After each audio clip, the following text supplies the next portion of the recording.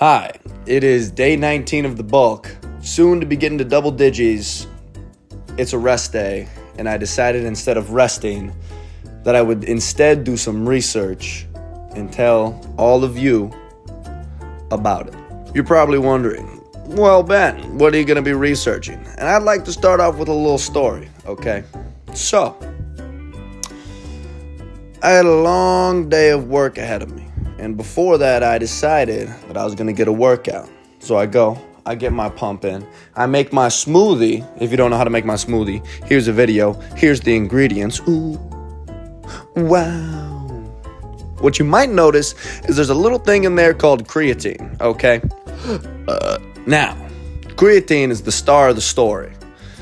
I went to work with my protein shake in hand, and I was walking around, doing my thing, showing people, drinking. I wasn't like showing it off, and I wasn't like, look at that protein smoothie. I wasn't doing that. But people would come up to me and they'd ask, and I'd be like, oh, it's got these things in it. And then they would be like, don't you know creatine is awful for you? No. I had so many people go, they would be like, oh my God, your kidney and livers are going to fail. Oh my God, your creatine is so bad for you. Oh my God, no. I even had somebody come up to me and say that creatine makes your forehead protrude and that I was going to look like Goku going Super Saiyan 3. I had never heard of any of these allegations against my boy creatine, so I had to get to the research papers and start finding out if he was, doing all this awful stuff. For specifics, I'm going to be doing all of this about creatine monohydrate. It is the most studied version of creatine, and billions of doses have been given out. I present you creatine. The good, the bad, and the gains. For the average 70 kilogram male, there's about 120 millimole per kilogram. And with the way that it is distributed, there's roughly 95% within your skeletal structure and then 5% split across your brain and your balls, okay? Your body needs to replenish roughly 3 grams per day, which mostly is obtained from red meats or salmon, or a bunch of other fish as well.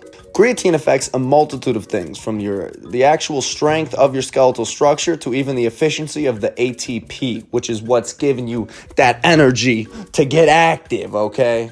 You're probably wondering, why should I even take it if my body naturally produces it already? Well, let me tell you, when you take creatine, you can increase the creatine threshold or the saturation in your body, allowing you to achieve more, allowing you to get enhanced muscle recovery, enhanced muscle endurance, enhanced fat-free mass. It can decrease brain fog. It can help slow neurodegenerative processes in the brain. It can improve the overall health of the elderly. And for pregnant women, it can even promote neural development in their child. After hearing all these wonderful things about creatine, you're probably wondering, if I take it, am I gonna die? And the short answer is no. And the long answer is no. Okay? I don't know where everybody heard all this random jazz about creatine, okay? I don't know why everybody is hearing all this anecdotal stuff about it and thinking that it's just going to be the murder spree. It's going to kill all your children. It's going to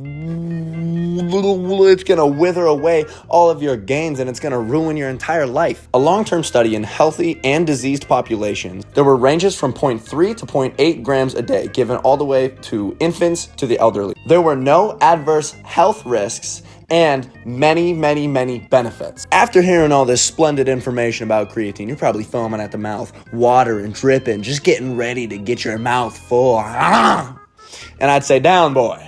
Calm down, okay? First, you gotta learn how to do it properly if you're gonna, okay? Disclaimer, this is for the average person and will not be an exact replication of what you should do.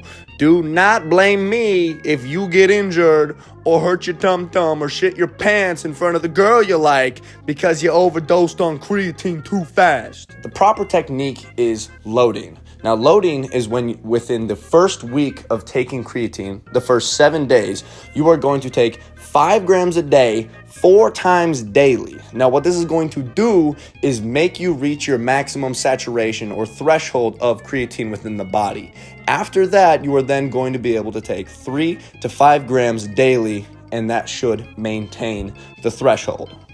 Disclaimer, once again, if you are a larger human, you might need to take 5 all the way up to 10 grams a day. For maximum efficiency in obtaining the creatine within your body, it is recommended that you take it with protein and carbohydrates. This is why I put it in my smoothie.